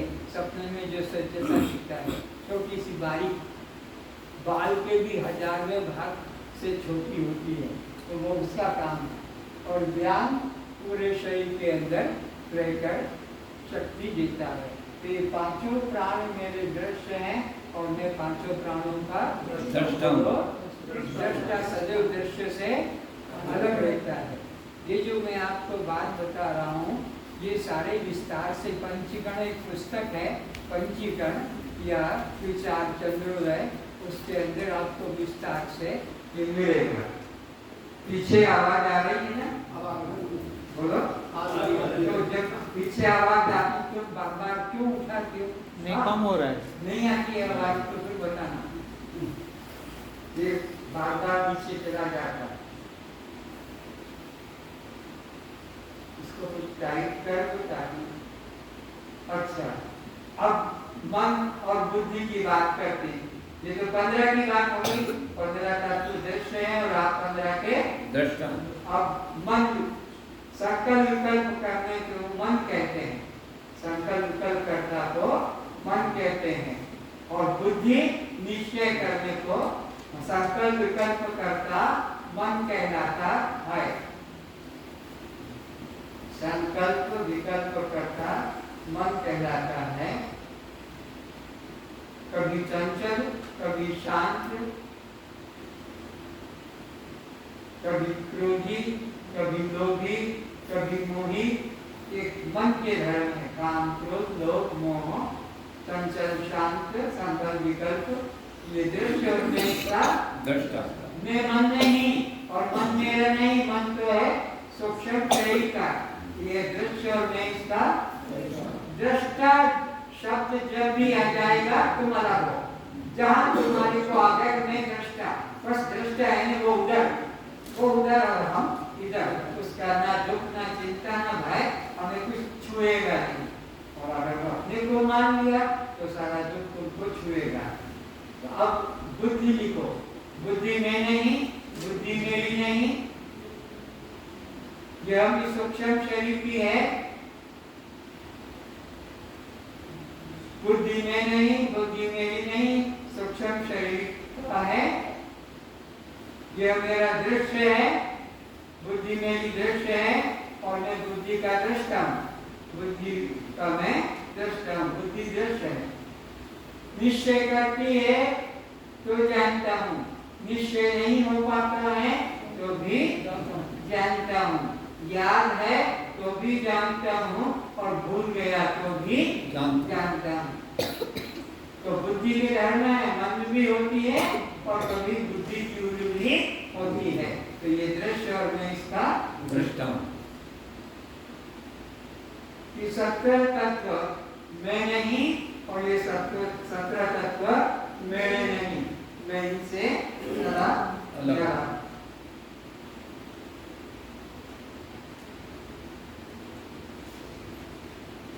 अब दिव्य दृष्टि पर विचार करते हैं। गीता में 11 अध्याय के 4थे श्लोक में, जल्दी तो नहीं हो रही है, मैं समझा रहा हूँ, ठीक लग रहा है? रुक जाते हो तो इशारा कर देना कि भाई हमको और अभी लिखना। तो सूक्ष्म शरीर की बात 17 तत्व की पूरी कर दी। ये दृश्य है और मैं इसके और इसकी अंदर 7 चिंता है। ये देखो, ये पूरे कर्ता भोक्ता पुण्य पाप स्वर्ग नरक सुख बंध मोक्ष, ये सब इसके अंदर आते हैं। ये सूक्ष्म शरीर का विषय है। ये 7 चिंता, मैं साक्षी, मैं कौन हूँ? मैं आत्मा हूँ। ये 7 चिंता मेरी नहीं है, ये 7 चिंता इसकी है, इसकी भी नहीं है। समझ लो इसको भी। कर्ता भोक्ता, न मैं हूँ न मेरा शरीर है। कौन कर्ता भोक्ता है? मन कर्ता भोक्ता, जीव कर्ता भोक्ता। कर्ता भोक्ता कौन है? बोलो, जीव कर्ता है, जीव भोक्ता है। ना आत्मा कर्ता भोक्ता है, न देह कर्ता भोक्ता। देह तो जड़ है और यह तो असंग है, इसका कुछ न सजाति न विजाति न स्वगत है। तो कर्ता भोक्ता कौन है? मन भी कहते हैं उसको, जीव भी कहते हैं। तो न मैं कर्ता न भोक्ता। कौन कर्ता कौन भोक्ता? मन। अच्छा, अब पुण्य का आत्मा को कभी न पुण्य लगता है। इधर भी देखो जल्दी से। और आत्मा को देह को भी कभी पुण्य, न देह को पुण्य पाप लगता है न आत्मा को पुण्य पाप लगता है। क्यों? न तो आत्मा कुछ करता है न देह। जो करेगा सो भरेगा। अच्छा करेगा तो पुण्य मिलेगा, बुरा करेगा तो पाप मिलेगा।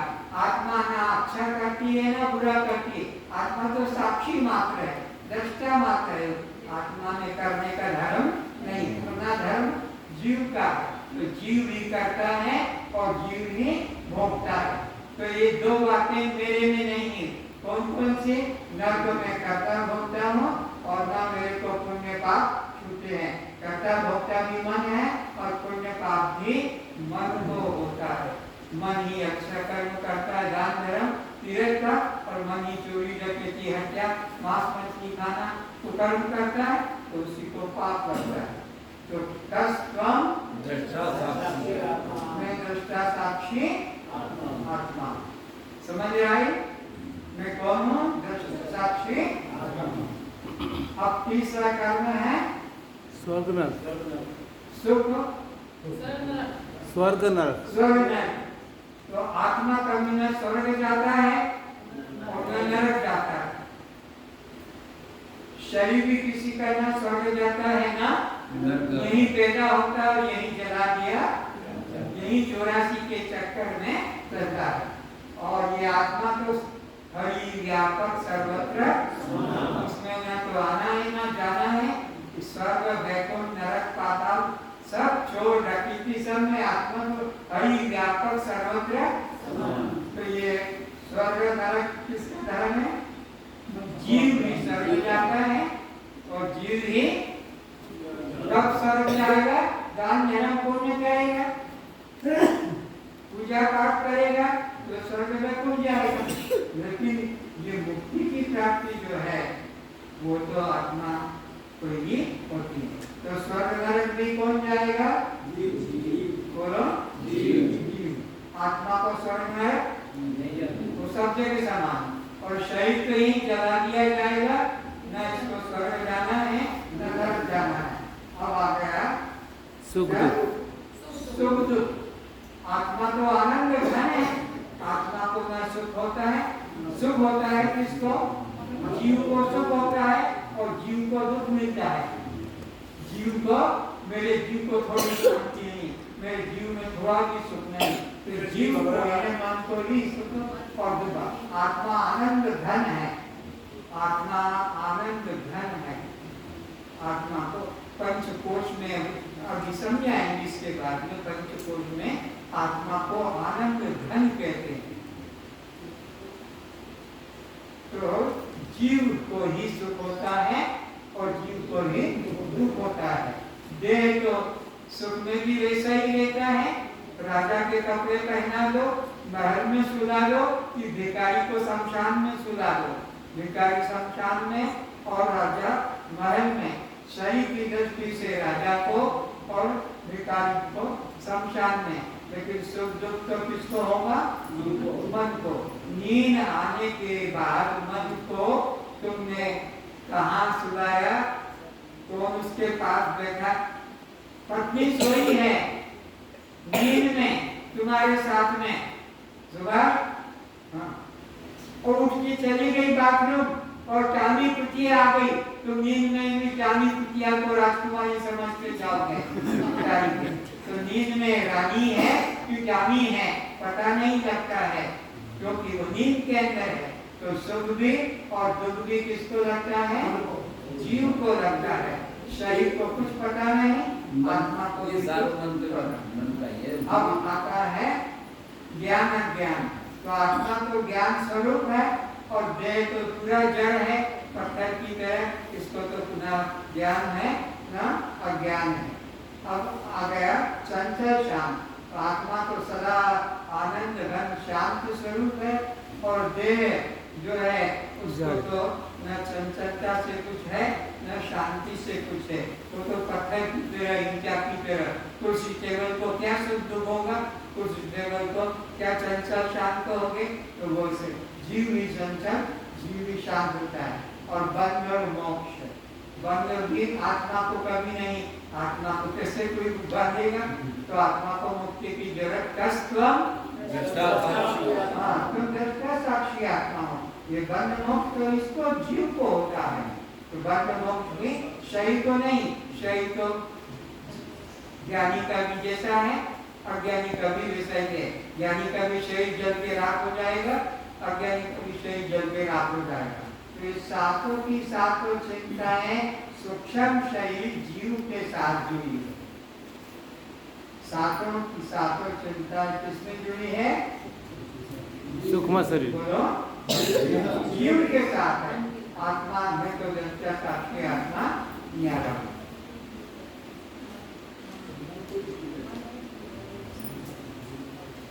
तो अब ये देखना है हमको, मैं दिव्य दृष्टि क्या है। अर्जुन ने पूछा भगवान कि दिव्य दृष्टि क्या है, मुझे समझाइए, मैं नहीं समझ पा रहा हूँ।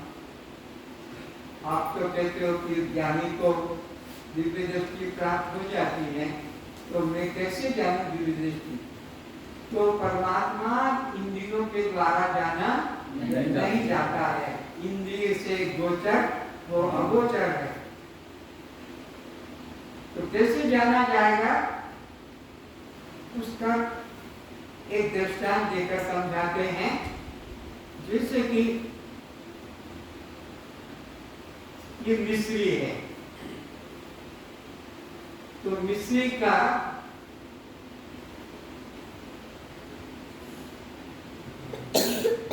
कार्य होता है शक्कर। मिस्री से क्या बन जाती है? शक्कर का कार्य हो जाता है गुड़। गुड़। उसका कार्य हो जाता है फिर रस। रस का कारण हो जाता है आखू।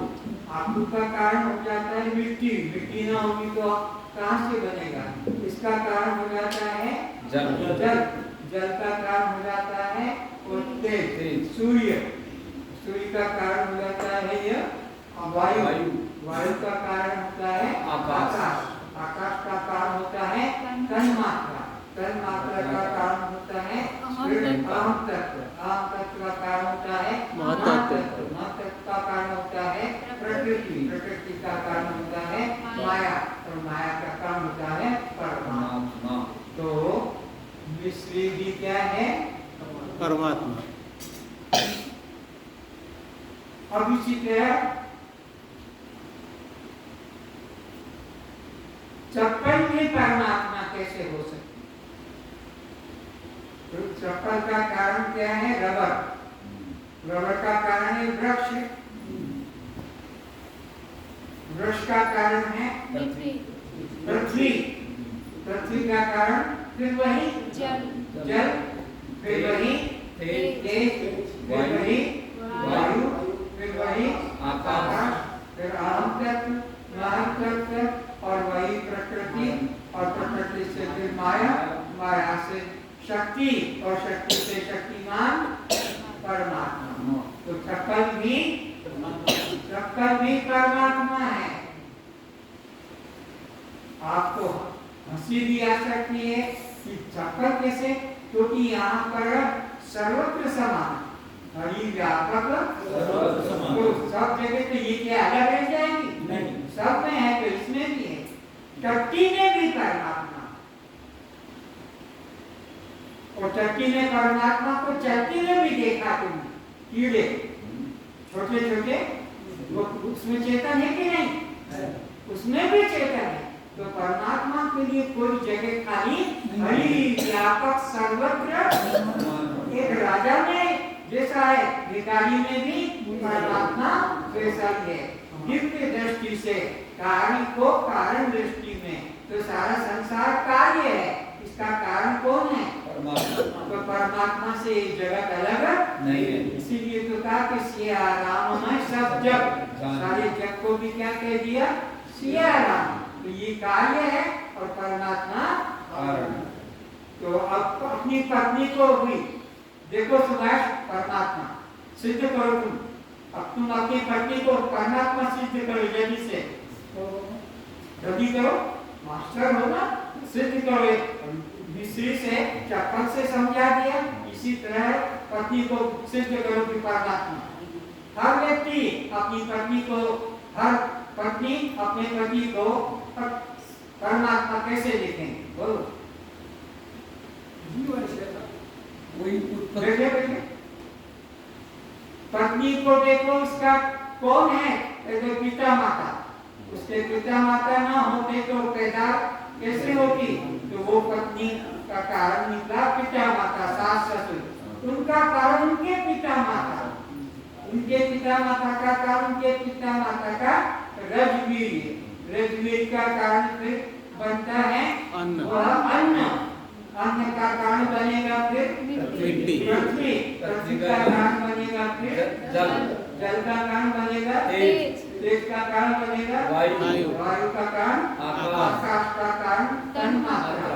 अहम तत्व, फिर प्रकृति, फिर प्रकृति का कारण माया, माया का कारण शक्ति, और शक्ति का कारण शक्तिमान परमात्मा। तो पत्नी भी परमात्मा। बोलो परमात्मा। कौन? पूरा पत्नी। बोलो, पत्नी भी परमात्मा। परमात्मा। क्योंकि परमात्मा से भिन्न यहाँ कोई चीज भी नहीं है। तो इसी तरह पति को बोले तो पति का भी कारण वही बनेगा, उसके पिता माता, उसके पिता माता के कारण उसके पिता माता, फिर वही रजवीर से बनते बनते फिर वह पूरा ब्रह्म। सिया राम मैं रानी करो प्रणाम जो रूपान। सबको प्रणाम करो, सबको प्रणाम। क्यों? कि सब एक परमात्मा, कोई शत्रु, कोई हमारा शत्रु नहीं। अगर शत्रु देखते हो तो तुमने परमात्मा से विरोध कर दिया। दृष्टा साक्षी आत्मा।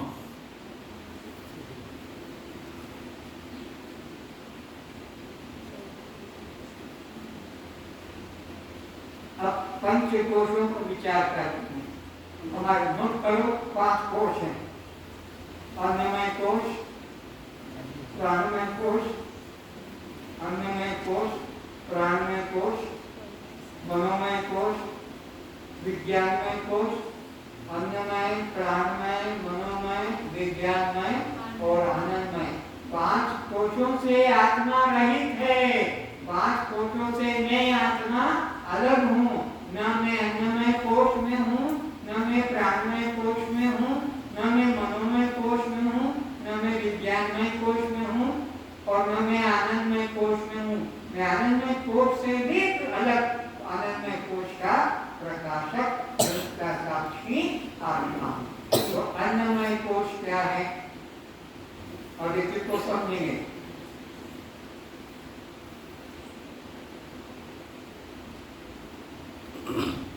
अन्नमय कोश अपने पास है क्या? क्या इसमें चाट? ला सकते हो? चाट?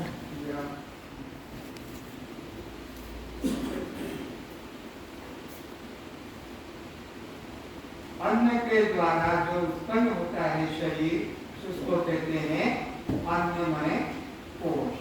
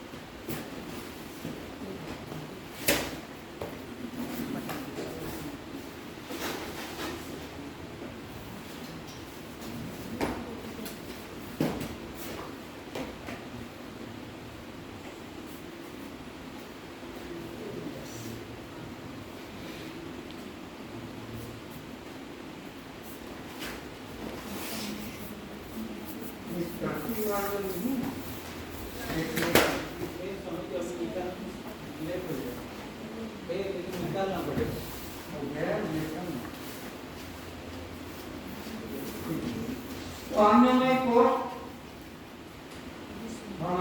तुम्हारा शरीर जो है, इसको अन्नमय कोश कहते हैं। कोश का मतलब है आवरण।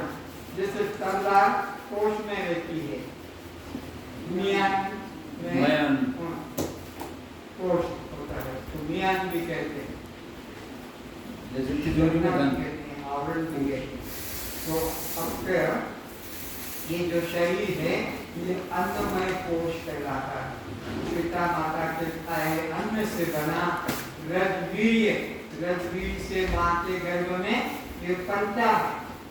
बहुत ध्यान से सुनो, हमारे माँ बाप ने खाया है, खाने से दोनों में रजवीर का निर्माण हुआ है।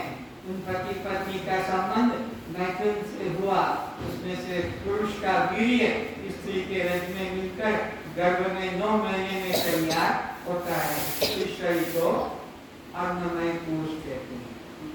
हर स्त्री अपने पति को बेटा बना के पैदा करती है। फिर सुनो, हर स्त्री अपने पति को बेटा बनाकर दूध भी पिलाती है और गर्भ में रखकर बच्चा बनाती है। हर स्त्री, नहीं तो बच्चा बनेगा कैसे? पति ही तो गर्भ में जाता है, पति ही स्त्री के साथ संबंध करता है तो उसके अंदर अपना वीर्य बिंदु छोड़ देता है। उस वीर्य बिंदु को माँ अपने पेट में रखती है गर्भ में 9 महीना और उसको निकालकर मूत्र द्वार से और फिर अपना दूध पिलाती है। पति को ही बेटा बनाकर पालती है और उसको दूध पिलाती है। तो ये आपका तुम्हारा हमारा शरीर को अन्नमय कोश कहते हैं। मैं कौन हूँ? मैं अन्नमय कोश नहीं, अन्नमय कोश से भी अलग दृष्टा साक्षी आत्मा हूँ। ये मेरा दृश्य है, मैं इसका दृष्टा हूँ। इसमें नाम, रूप, जाति, आश्रम, संबंध, परिणाम, विकार, जन्म, मरण, ये 7 अभिमान इसमें जुड़े हैं। अन्नमय कोश कितने अभिमान वाला है? 7 अभिमान। इसका नाम बनता है, रूप बनता है, जाति बनता है, संबंध बनते हैं, आश्रम बनते हैं, इसका परिणाम होता है, जन्म मरण होता है। मैं इन 7 से अलग हूँ। पक्का करो मन में, ये 7 मेरे नहीं और मेरे नहीं, ये तो स्रोत अन्नमय कोश के हैं। अन्नमय कोश जो है यह दृश्य है और मैं इसका, अब इसके अंदर जो कोश है उसको प्राणमय कोश कहते हैं। प्राणमय कोश में 5 प्राण हैं और 5 कर्मेंद्रियां हैं। पंचकोश में ये प्राणमय कोश में 5 कर्मेंद्रियां हैं और 5 प्राण हैं।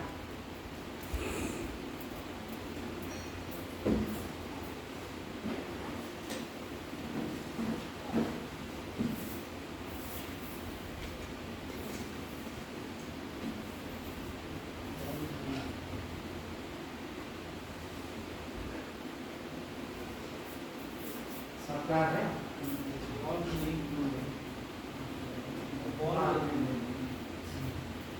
तो ये जो शरीर है इसका नाम है अन्नमय कोश। ये मैं नहीं और ये मेरा नहीं।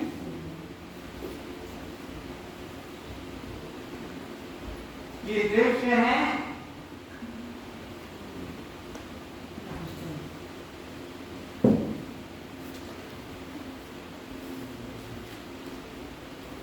ये दृश्य है और मैं इसका दृष्टा हूं।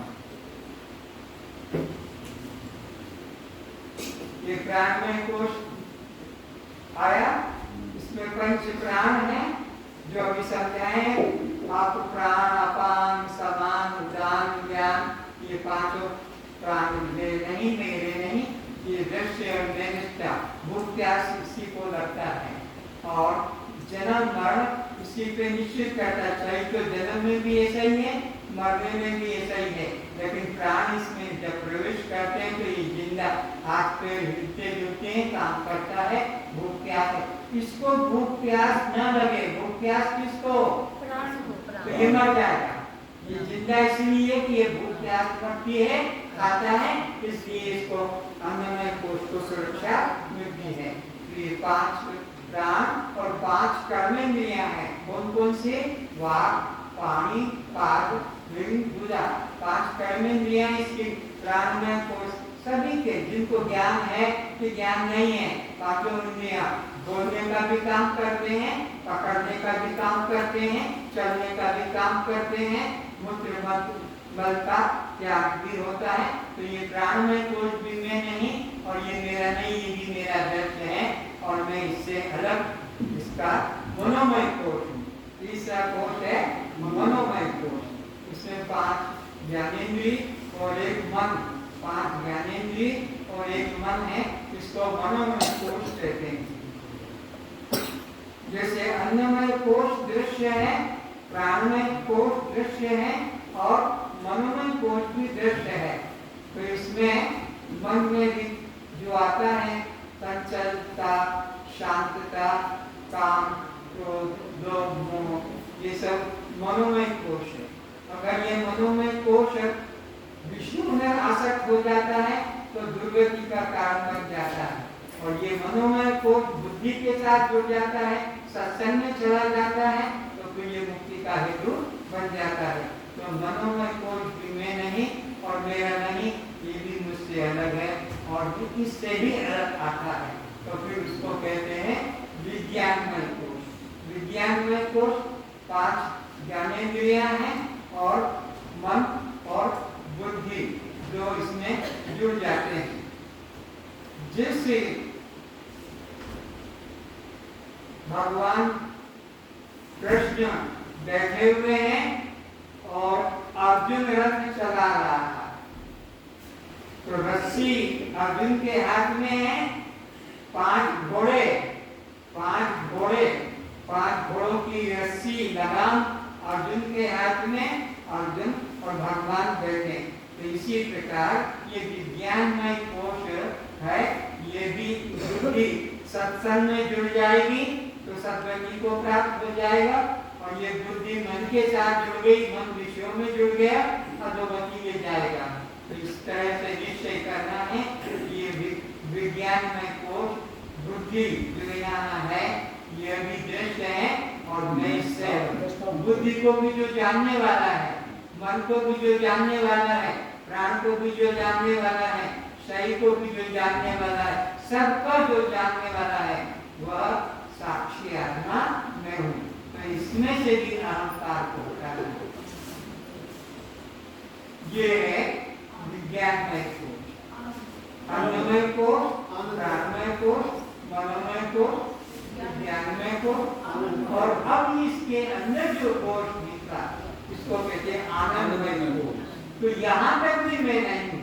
आनंद आता है तो भी जानते हैं, आनंद कम आता है तो भी जानते हैं, आनंद बिल्कुल नहीं आता है तो भी जानते हैं। तो ये आनंदमय कोश भी मैं नहीं, मेरा नहीं, यह कारण शरीर का है।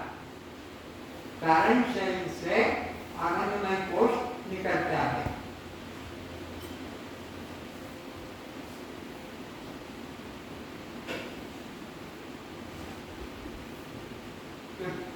एक हो गया स्थूल शरीर, एक हो गया सूक्ष्म शरीर, और एक हो गया है कारण शरीर।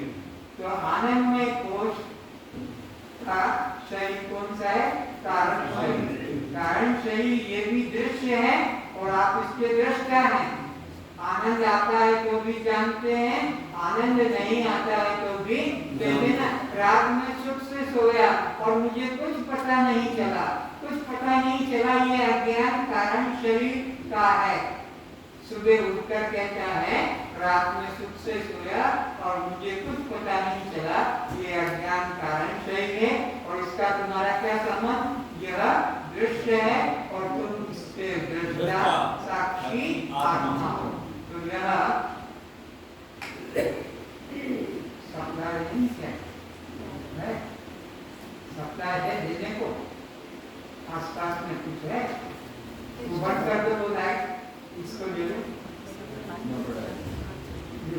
लाइट बंद करवा दो।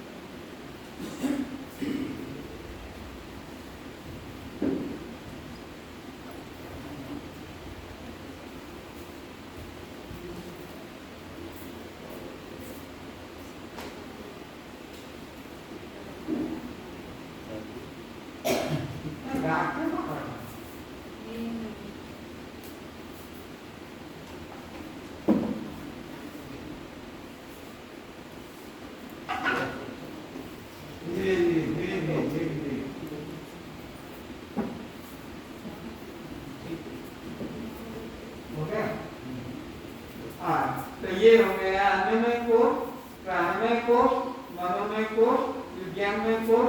और ये ना, तो मैं यह अन्नमय कोश भी मैं नहीं, मेरा नहीं, किसका है? बोलो स्थूल शरीर का। प्राणमय, मनोमय विज्ञान है, ये भी मैं नहीं और मेरा नहीं, यह किसका है? सूक्ष्म शरीर का विज्ञानमय कोश, यह भी इसमें है ना।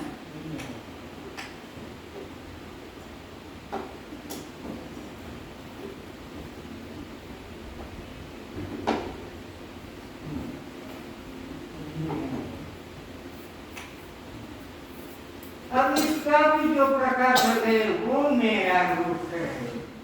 पंचकोशातीत अन्नमय, स्थूल शरीर, प्राणमय, मनोमय, विज्ञानमय, यह सूक्ष्म शरीर और आनंदमय कारण शरीर, और मैं इसका भी प्रकाशक हूँ, स्वयं प्रकाशात्मा। ये मेरा सबका प्रकाशक जो है वो मैं हूँ, ये मेरा शुद्ध स्वरूप है। साक्षी आत्मा।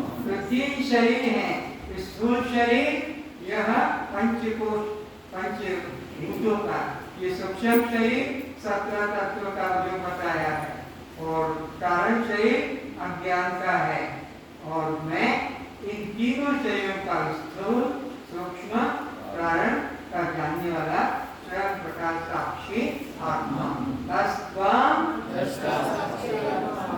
ये यहाँ तुम्हारा है, न इधर कभी मैं करना, न इसमें मैं भाव रखना, न इसमें मैं, ये सब मेरा, मेरी, मेरे, तीनों में मेरा, मेरी, मेरे में है।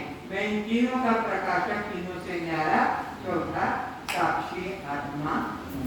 आनंदमय कोश भी मैं नहीं, आनंद आता है कभी नहीं भी आता है, तो वो तो दृश्य है और मैं उसको जानने वाला साक्षी आत्मा हूँ। इस तरह से निश्चय करना है। और आज का कोई विषय? तो आज का विषय यही समझ में आ गया आपको। धान का पुनर्जन्म क्यों होता है? आवरण। चावल का पुनर्जन्म क्यों नहीं? तो आवरण क्या है?